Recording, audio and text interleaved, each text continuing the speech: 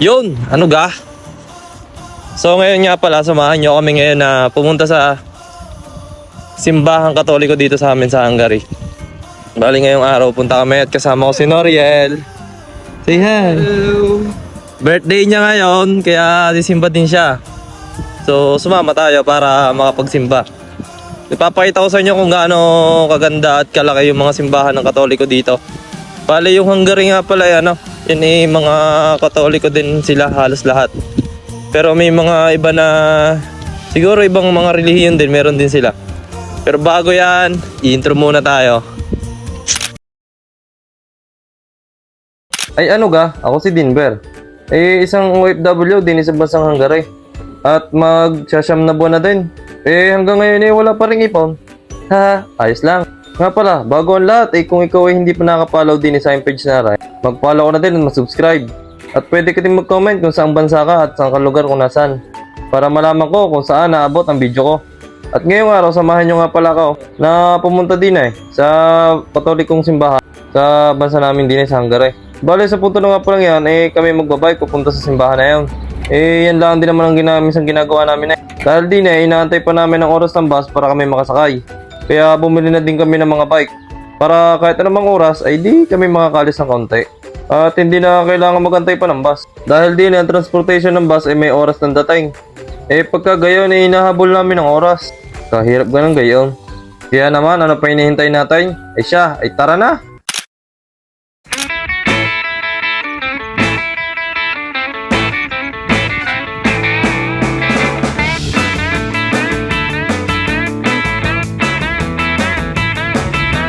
At ayun na nga. Bale, nag-shortcut kami na papunta dun sa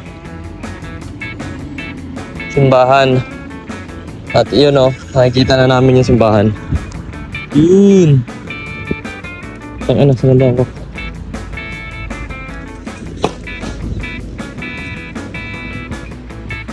Ayun na, ang simbahan.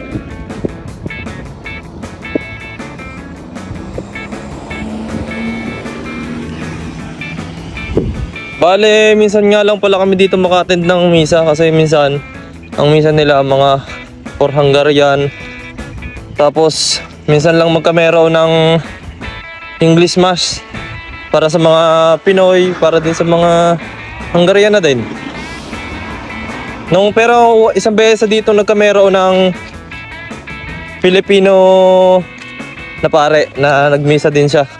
Last year. Tapos nandun lahat nakita-kita yung ang daming Pinoy nga ngayon dito. At yun yung unang beses na nagkamero ng misa dito sa Hungary. At hindi namin alam kung kailan uli magkakameron ng misa. Ayan I think na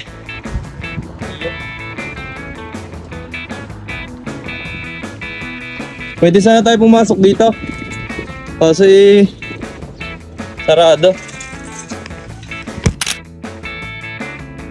Hello. Ito na nga pala yung simbahan dito sa Hungary. Napakalaki. Nagulat pa ako sa aso. Nagulat ka sa aso. Putik. Ito na, dito na kami.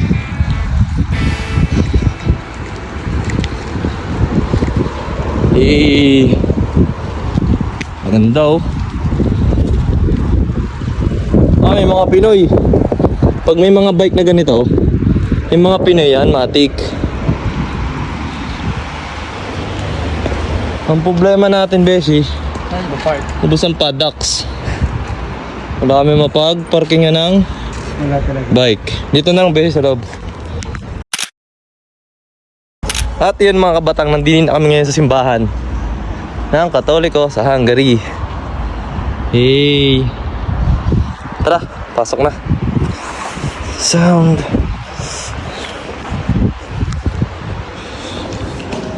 At nung pagpasok nga namin, hindi namin akalain na nag-uumpisa na pala. Kami pala huli na. Pero syempre, yun pala ikakumpisa lang. Pero huwag natin kalimutan yan. Di tumaw daw ng kaunti sa holy water. Baka mababawasan ng kasalanan. Sa pagkakataong ito ay kailangan natin sumimba at huwag tayong makalimot sa Panginoon. At tayo magpasalamat sa kung anong mga ating natatanggap sa kung anong meron tayo ngayon. At dahil sa di naman ang dahilan kung bakit nandiyan ka sa kinakatayuan mo ngayon. At sa tulad ko ay tingnan mo naman ay akala ko naman hanggang sa Taiwan lang ang pangarap ko Aba, di niya ako dinala ng Panginoon sa Europe. Sadya namang maraming salamat sa iya, Panginoon. At sa pagkakataon na yan ay naghanap na kami ng pwede naming upuan. At syempre, hindi natin pwedeng kalimutan na magpasalamat sa Kanya sa lahat ng ating mga biyayang nakakukuha sa Kanya at Kanyang ibinibigay. At syempre, nagdarasal din tayo sa mga problema na ating pinagdaraanan ay dahil hindi naman kumpleto ang buhay pag walang problema. Ay, hindi ka tao pag wala ang problema. Pero sa isang banda ay tayo nagpapasalamat pa rin sa Kanya at kung tayo manibigyan niya ng problema ay atin naman kinakaya. Ay yan ay may isang pagsubok din lang naman sa atin Dahil hindi naman niya tayo bibigyan ng problema kung hindi niya alam na hindi natin kakayanin. Di ka. Ganyan lang, yun. Ay siya, ay paano? Ay di makinig muna kayo ng misa. Ay relay English. Ay sana maintindihan ninyo.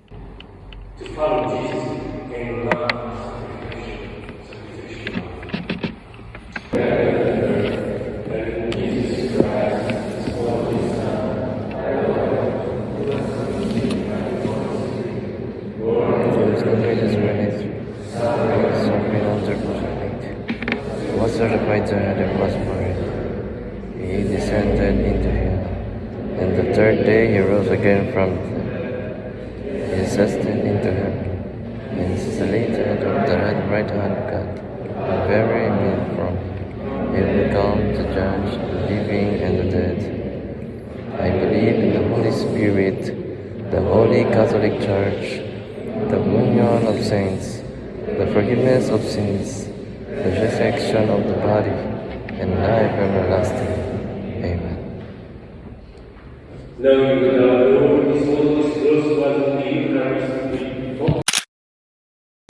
Yawn, at katatapos nga lang pala ng misa, itingnan nyo naman kung gaano kaganda at kalakay ng simbahan dinay sa Hungary.